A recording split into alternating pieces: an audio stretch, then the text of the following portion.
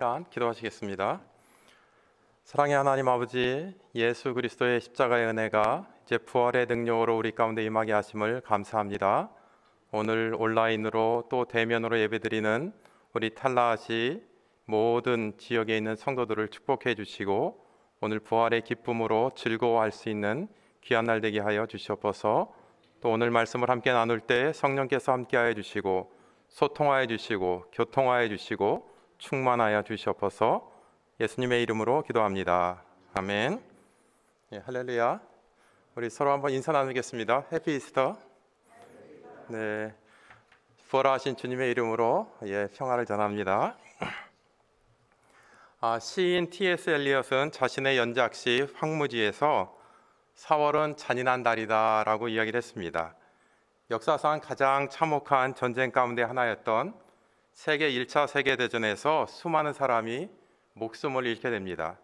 그러나 세월은 그 참혹한 역사를 망각한 듯이 아무렇지도 않게 흘러갔고 또 세월은 망각하는 사람들을 만들었습니다. 시인은 역사의 참혹함을 망각하고 아무렇지도 않은 듯이 꽃이 피어나는 4월의 봄을 받아들이기가 어려웠던 것입니다. 그래서 엘리엇 시인은 4월은 잔인한 달이다 라고 노래했습니다.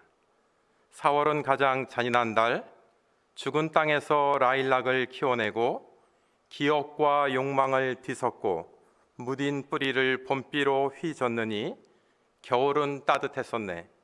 대지를 망각의 눈으로 덮어주고 말라 빠진 뿌리로 가녀린 목숨을 먹여주었으니 라고 시는 계속됩니다. 계절은 얄밉게도 수많은 생명이 죽어간 황무지에서도 꽃을 피웁니다. 기억하지 못하는 세월을 한탄하는 것이죠. 우리의 신앙은 망각하지 않고 하나님이 행하신 일을 기억하고 또 기념하는 것이라고 할 수 있습니다. 우리 역사 가운데 함께 하셨던 하나님을 기억하면서 현재를 해석하고 미래를 바라보는 것입니다. 오늘 우리는 예수의 부활을 기억하고 기념하기 위해 이 아침에 여기 모여서 예배하고 있습니다. 부활의 아침에 부활의 의미가 무엇이길래 우리는 그것을 기념해야 하는가? 오늘 요한복음 21장을 읽다 보면 꼭 사족과 같다라는 생각을 합니다. 사족이란 말은 뱀의 그 다리를 그려놓는 불필요한 일을 하는 것을 우리가 의미하는데 요한복음을 읽어보신 분은 다 아시겠지만 요한복음은 사실 20장에서 완벽하게 끝나는 그런 복음서입니다. 그럼 왜 21장을 사족처럼 부록처럼 덧붙였을까? 요한복음 20장 마지막 절인 30절과 31절에서는 예수님의 십자가와 부활 그리고 제자들에게 나타나신 주님을 알려주고 게다가 요한복음을 기록한 목적에 대해서도 분명하게 이렇게 얘기합니다. 오직 이것을 기록함은 너희로 예수께서 하나님의 아들 그리스도이심을 믿게 하려 함이요 또 너희로 믿고 그 이름을 힘입어 생명을 얻게 하려 함이니라 라고 분명하게 요한복음에 기록하는 목적을 명시하고 있습니다. 그런데도 불구하고 21장을 왜 굳이 이렇게 붙여놓았을까? 21장에 대체 어떤 메시지를 담으려고 이렇게 했을까 하는 것입니다. 우선 21장 6절 말씀에 그물을 내 오른편에 던지라 라는 구절을 우리가 주목해서 보면 고기잡이에 실패한 제자들이 예수님의 말씀을 따라 그물을 오른편으로 던졌더니 물고기가 많아 그물을 들 수 없더라 라는 소위 대박났다라는 그런 메시지를 우리한테 주려고 하는 것일까? 부활한 예수를 만나 부자 되고 인생 대박나세요 라고 하면 제자들처럼 인생에 실패한 자들지라도 부활의 예수님 만나면 인생 역전의 성공을 보장하는 성공의 지침서로 21장을 덧붙였을까? 그도 아니면 9절 이하에 나오는 내용을 바탕으로 예수님께서 제자들과 함께 잡은 물고기와 떡을 조반으로 드셨다는 내용을 알려줌으로써 우리가 나누는 성찬이 부활 후 신앙에 굉장히 중요하다는 것을 강조하기 위해서 21장을 썼을까? 왜일까요? 만약 요한복음 21장을 부활한 예수를 만나서 일확천금을 벌고 대박나세요라는 메시지로 읽고 설교한다면 큰 왜곡이고 어불성설입니다. 또한 교회사에서 성만찬 교리를 설명하기 위해서 21장을 후대에 덧붙였다면 이것도 설득력이 없기는 마찬가지라는 것입니다. 그럼 왜 요한복음은 20장으로 모든 일이 마무리될 수 있었는데도 끝내지 못하고 한 장을 더 붙였을까? 성서학자들은 이에 대해서 이런저런 답을 내놓긴 합니다. 예수님 당시에 종말이 온다고 했는데 요한이 요한복음을 기록할 당시까지, 그러니까 서기 100년경까지 오시지 않게 되자 교인들이 하나둘 교회 공동체를 떠나갔고 침울한 분위기에 놓인 초대 교인들에게 힘을 실어주기 위해서 이것을 붙인 것이다. 또 다른 주장은 요한복음은 한 사람이 쓴 것이 아니라 요한 공동체에서 여러 사람들이 함께 쓰다 보니까 이것을 후대에 모아 편집하는 과정 가운데 오류로 이렇게 된 것이다 라고 여러 가지 학설들이 있습니다. 그런데 오늘 우리는 이 본문을 묵상하면서 오히려 엉뚱한 곳에서 실마리를 발견하게 됩니다. 오늘 요한복음 21장을 읽다 보면 크게 두 가지 사건을 다루고 있다는 걸 알 수 있습니다. 첫 번째 부분은 갈릴리로 귀향을 한 7 제자에게 나타나신 예수님의 이야기와 또 다른 부분은 베드로에게 나타나 대화하는 장면입니다. 오늘 우리는 아침에 그 앞부분인 21장 1절부터 14절까지의 말씀을 함께 읽었습니다. 갈릴리 바다라고 우리가 알고 있는 호수는 사실 디베리아 호수입니다. 디베리아 호수가 당시 갈릴리 사람들에게는 바다처럼 넓게 보였기 때문에 그 갈릴리 사람들은 이것을 바다라고 불렀던 것입니다. 우리가 1절을 읽다 보면 좀 당황스러운 그런 분위기를 접하게 됩니다. 왜냐하면 20장에서 부활하신 예수님이 제자들과 만나는 장면으로 기쁨이 넘치고 경쾌한 축제 분위기의 이야기가 나와야 될 것 같은데 21장에 보면 전혀 분위기가 그렇지가 않습니다. 부활 후 아침에 벅찬 기쁨이 없습니다. 반대로 아주 침울합니다. 부활의 위대한 사건과 어울리지 않게 제자들은 고향으로 돌아가 버렸고 과거로 희귀해버린 상태입니다. 그러니까 찬양할 때 도돌이표를 만나서 다시 앞으로 돌아가는 것처럼 그렇게 되돌아갔다는 것이죠. 그런데 가만히 생각하면 그럴 수도 있겠다 싶습니다. 우리 일상이라는 것이 늘 좋은 일, 성공적인 일만 있는 게 아니기 때문입니다. 때론 실패를 하고 좌절을 겪기도 합니다. 당스럽고 패닉에 빠지기도 합니다. 우리가 아메리칸 드림을 꿈꾸고 미국에 왔지만 꼭 그렇게 되지만은 않지 않습니까?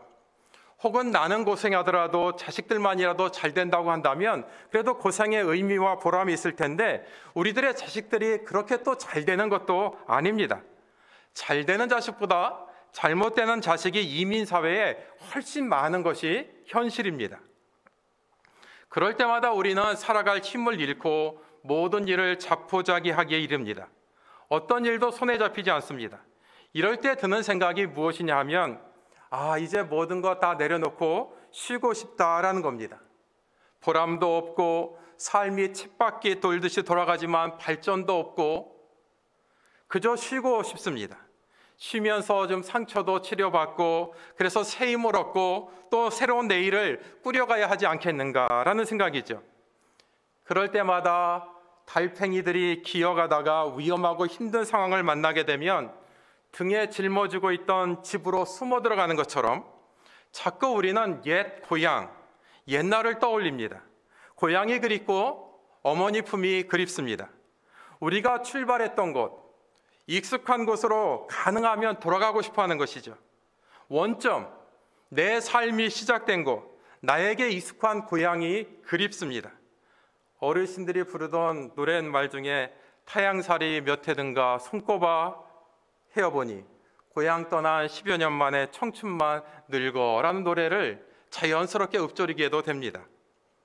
제자들도 그랬을 것입니다. 그래서 고향으로 돌아갔을 것입니다. 불과 며칠 전까지 제자들은 심리적으로 감당하기 힘든 일을 한꺼번에 당했습니다.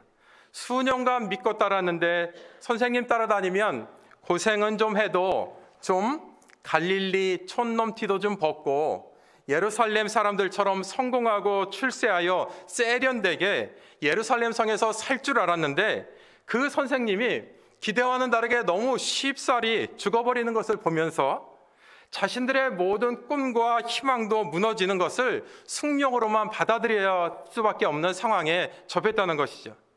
너무나 짧은 시간에 실패와 좌절과 죄책감과 그리고 나서는 생명의 위협과 공포 등으로 대범벅이 되어버린 감정의 소용돌이와 상처가 쉽게 치료되지가 않았다는 것입니다. 즉 부활이라는 사건으로 모든 상처가 밴드나 파스 하나 붙듯이 당장 치료되었다고 할 수 없는 그런 심한 충격 속에 그들이 있었다는 것이죠. 그 충격으로 예수의 부활에 대한 생각을 제대로 의미를 파악할 수가 없었고 그 부활이 우리들이 꿈꾸는 아메리칸 드림처럼 자신들의 예루살렘 드림을 성취시켜줄 리 만무했기 때문입니다. 상처의 회복에는 시간이 필요했습니다. 다른 제자들이 부활하신 선생님을 보았다고 소식을 전해주었을 때도 그것이 진짜인지 가짜인지 꿈인지 귀신을 본 것인지 그리고 자신들이 꿈꾸던 그 꿈의 성취와 무슨 상관이 있는지도 가늠하기가 어려웠을지도 모릅니다. 어쨌든 예수를 통해 내 현실의 꿈은 무너졌기 때문이죠. 그래서 아마 이렇게 생각했을 수도 있습니다. 내가 참 순진했구나. 모든 것을 버려두고 예수를 따라다니다니 너무 순진했어 라고 한탄했을 수도 있습니다. 이런 혼란스러운 상황에 제자들이 선택한 것이 귀향이었습니다. 그리고는 자신들이 옛적에 눈을 감고도 할 수 있었던 익숙한 어부의 생활로 생계를 이어가려고 했던 것입니다. 예수와 함께 떠났던 곳으로 예수 없이 돌아온 것입니다. 이런 제자들의 행동은 이상한 것이 아니라 충분히 우리가 공감하고 납득이 됩니다. 감당할 수 없는 충격 후에 그리고 실패와 절망 후에 선택할 수 있는 가장 손쉬운 방법, 가장 익숙한 것으로 도피하는 것이죠. 예전의 모습으로 회피하는 것입니다.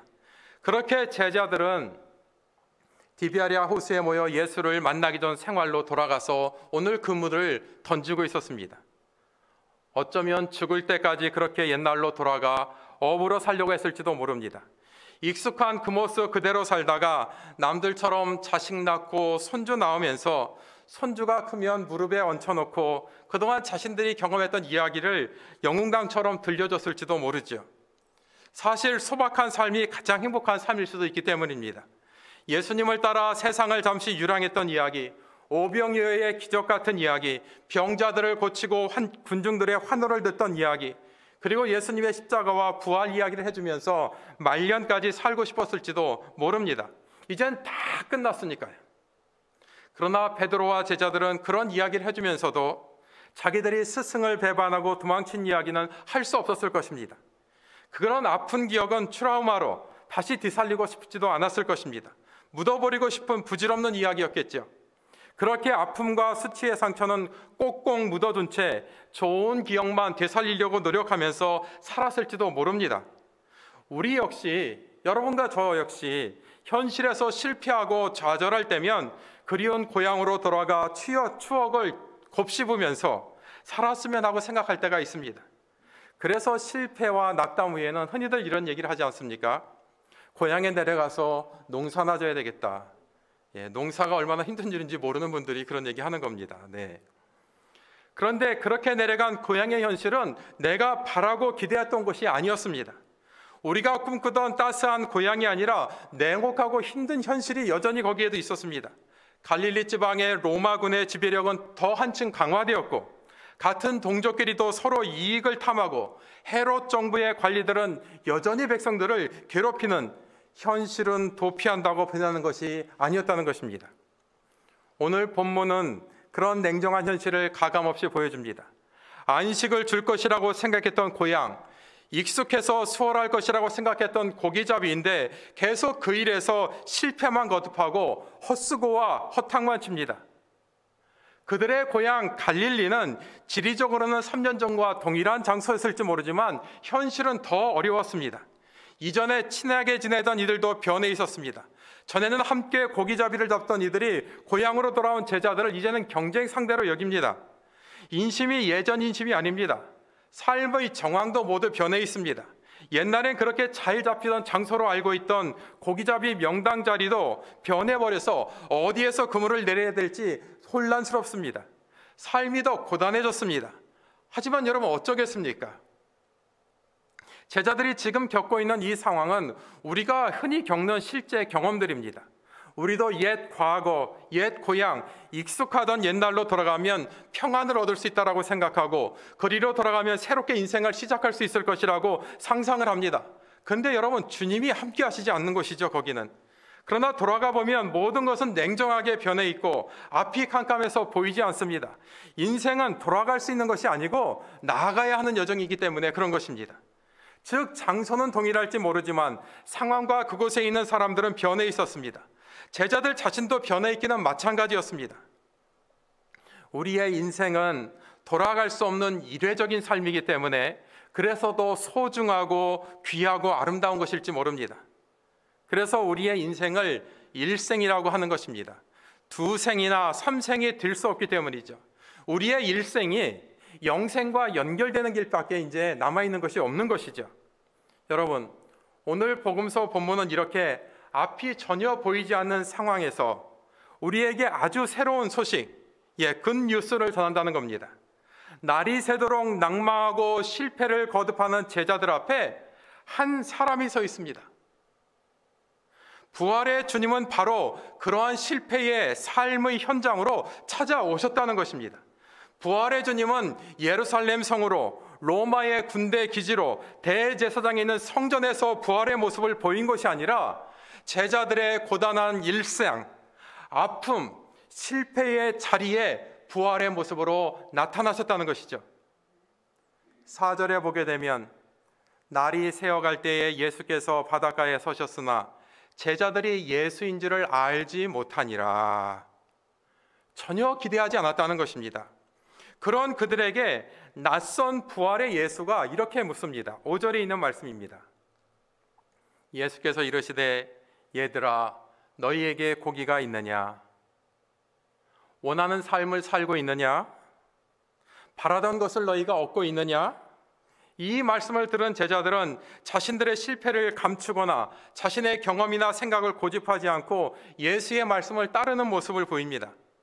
세상이 내 마음대로 되지 않을 때 여러분, 주님의 말씀에 순종하는 것이 올바른 것입니다. 그래서 말씀에 따라 그물을 배 오른편에 던졌더니 엄청난 양의 고기가 잡혔고 그 다음 예수와 함께 조반을 먹었다는 이야기가 나오고 있습니다. 자, 또 이걸 근거로 예수 믿고 대박 났다거나 또는 성만찬 교리를 설명하려고 한다면 이 이야기가 주는 메시지를 놓치는 겁니다. 여기서 우리가 한 가지 중요한 구절을 기억해야 됩니다. 놓쳐서는 안 되는 구절이죠. 바로 4절에 있는 말씀이죠.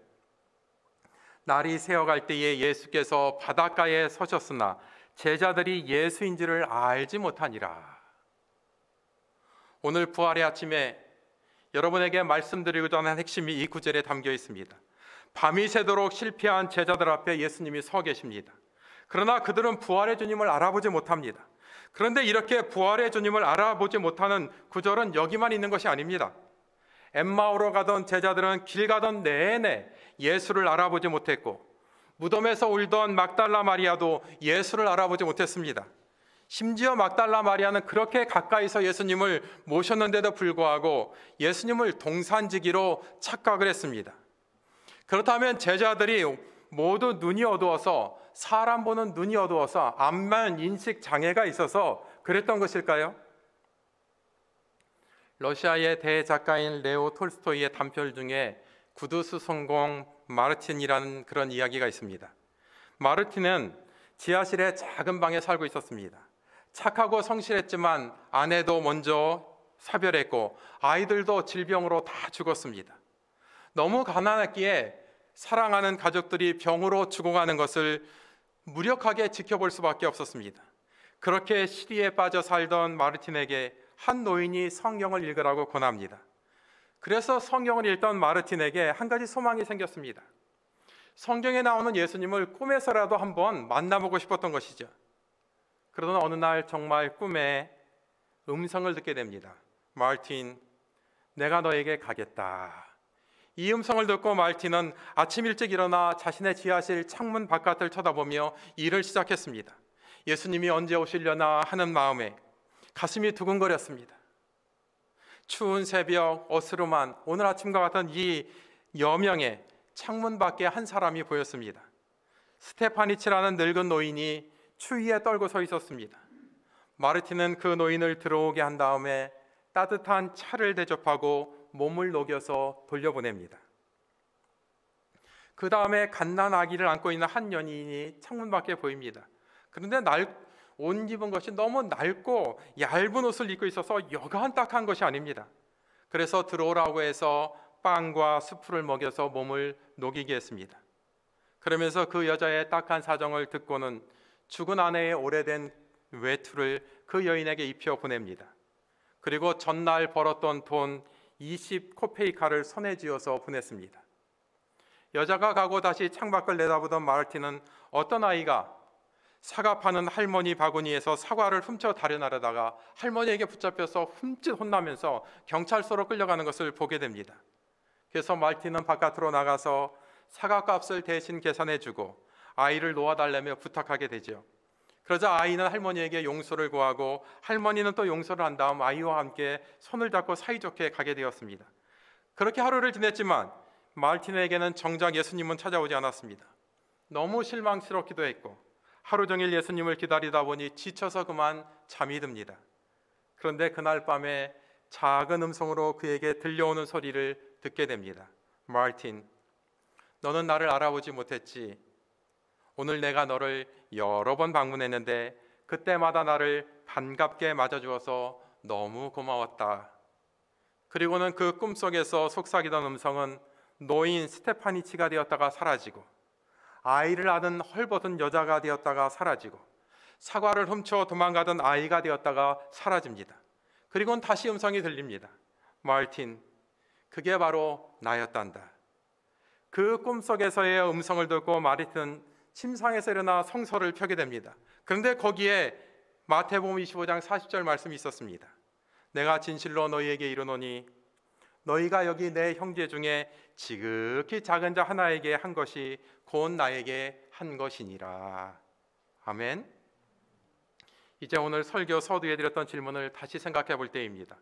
왜 하나님은 요한복음서 기자를 통해 사족과도 같은 21장의 이야기를 우리에게 건네실까요? 처음에 부활 소식을 들었던 제자들도 갑자기 삶이 변화되는 것이 아니고 여전히 실패하고 낭만한 상태에 머물 수 있다는 것입니다. 예수 믿었다고 모든 것이 한 번에 변하는 것이 아니라는 것이죠. 그때마다 우리는 과거로 돌아가고 싶고 그 과거의 장소에서 다시 시작하면 될 것 같은 기대를 합니다. 그러나 여러분, 현실은 그렇지 않다는 것이죠. 모든 것은 냉정하다는 것입니다. 초대교회 당시 현실이 바로 이런 것이었습니다. 부활 사건 이후 교회는 다시 오실 재림의 주님을 기다렸지만 여전히 그분이 오시지 않았고 기독교에 대한 로마와 유대교의 핍박과 환란이 계속되자 그로 인해 성도들은 낭망하고 제 길로 가기 시작했습니다. 교회는 점점 힘을 잃어가기 시작했습니다. 주님이 부활하셨는데도 상황과 환경은 획기적으로 변하지 않더라는 겁니다. 예수 믿는 삶에 놀랍고도 기적과 같은 베네핏들이 생기지 않더라는 것입니다. 현실의 삶은 여전했고 과거의 여느 날과 크게 다르지 않았다는 것이죠. 아니, 더 힘들어졌습니다. 그래서 고향으로 돌아왔는데 정작 변하지 않을 것이라고 생각했던 고향 갈릴리마저, 디베리아 호수마저 그들이 떠날 때와는 다르게 변해 있더라는 것입니다. 낯선 곳이더라는 것이죠. 고기가 잘 잡히던 포인트도 변했고 그물들은 낡아버렸고 동료들은 바뀌어 있었습니다.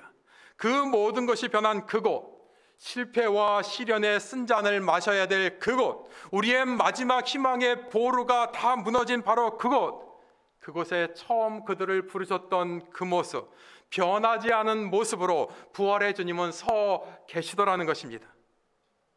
그리고 그분이 그들을 만나 주셨습니다. 그런데 부활의 주님의 모습은 예전과 같았지만 제자들은 그 예수를 전혀 알아볼 수 없는 모습으로 보고 있다는 현실 앞에서 우리는 신앙의 역설을 경험하게 되는 것입니다. 제자들이 알아볼 수 없었던 이유는 예수님의 부활을 실감하지 못했고, 예수님은 죽음을 이기신 새로운 존재, 부활의 존재였는데도 제자들은 여전히 과거에 붙잡혀 있는 사람들, 자신의 꿈에 성취에만 매여 있는 과거의 사람들로 머물러 있었기 때문에 주님을 알아보지 못했다는 것입니다. 자신의 방식과 경험에만 의존하는 옛 모습으로 돌아가 버렸기 때문입니다. 이 차이를 요한복음 21장은 오늘 우리에게 깨우쳐 주려고 하는 것입니다. 21장이 필요 없는 장, 챕터가 아니라 꼭 필요한 챕터가 된 이유가 바로 여기에 있습니다. 성도 여러분, 우리의 삶의 이야기를 한번 적용해 보시죠. 신앙인이라면 누구나 예수님을 만나길 기대합니다. 꿈에서라도 뵙기를 소망합니다. 그러나 부활의 주님은 절대로 수염 달린 산신령처럼, 켄터키 후라이드 치킨집 할아버지 모습처럼 우리 앞에 나타나지 않는다는 것입니다. 부활의 주님은 내가 그렇게 좀 업신여기는 내 남편과 아내, 또는 존경하지 않는 부모님의 모습으로, 또 골칫거리인 내 자녀의 모습으로, 오늘 함께 옆자리에 있는 여러분의 지금 성도들의 모습으로 부활의 주님은 지금 여기에 함께하고 계시다는 것이죠. 아침 길가에 앉아 술잔을 기울이고 있는 쓸쓸한 노숙인의 모습으로, 자녀의 생사를 여전히 알지 못해 눈물을 흘리고 있는 세월호 유가족들의 모습으로, 총탄에 쓰러진 아틀란타와 콜로라도 덴버의 유가족의 모습으로, 오늘도 쓰러져 가고 있는 미얀마의 수많은 무고한 시민들 모습 속에 주님은 그렇게 우리 앞에 서 계시다는 것입니다. 그리고 우리를 격려하시고 아침에 일상을 나누시면서 하루를 다시 시작하기를 원하시는 것입니다. 여러분, 죽은 다음에 주님을 만나겠다라고 생각하지 마십시오. 부활의 주님은 우리가 죽은 후에 만나는 분이 아니라 우리의 삶의 고단한 자리로 찾아오시는 살아계신 부활하신 분으로 우리가 경험되어져야만 한다는 것입니다. 우리에게 내가 너희와 항상 함께 하시겠다고 약속하신 분으로 경험되는 분이 부활의 주님이심을 우리가 기억해야 됩니다. 부활의 주님은 우리에게, 제자들에게 한 번도 죽은 다음에 만나자라고 하시지 않았다는 겁니다. 부활의 주님은 죽음 뒤에서 우리를 기다리시는 분이 아니라 우리의 삶의 자리로 찾아오시는 분이시라는 것입니다. 주님은 오늘을 살아가는 우리와 항상 함께 하신 살아계신 분이십니다. 부활하신 분이십니다. 저와 여러분, 이웃의 모습 속에, 사랑의 관계 속에 부활의 주님은 우리와 항상 함께하고 계시는 것입니다. 여러분, 부활의 주님은 천군 천사와 함께 큰 소리 내며 화려하게 우렁차게 우리에게 나타나시는 분이 아니라 알아볼 수 없을 정도로 겸손하고 평범한 모습으로, 너무나 일상적인 모습으로, 그러나 부활의 능력을 갖고 찾아오시는 분이시라는 것입니다. 인간의 모든 경험과 지혜가 무용지물이 된 그곳에 조용히 오셔서 부활의 능력을 보여주시고 조용히 평범하게 아침밤을 함께 먹으면서 한없는 평화를 오늘 제자들에게 주셨습니다.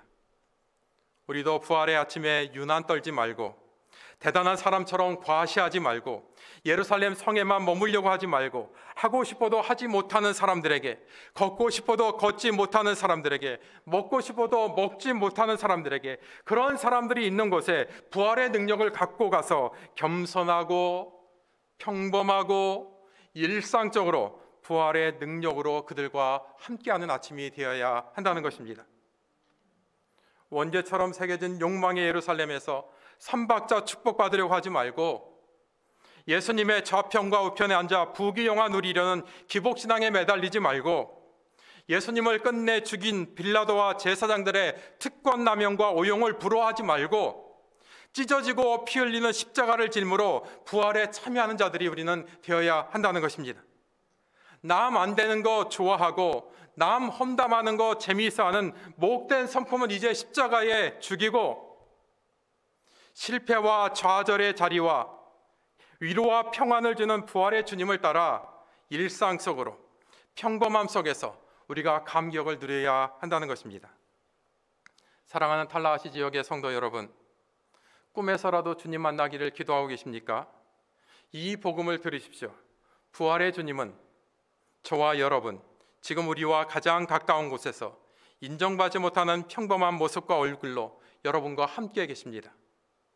부활의 주님과 함께 아침을 드시면서 예수님의 이 질문에 오늘 답변해 보시기 바랍니다.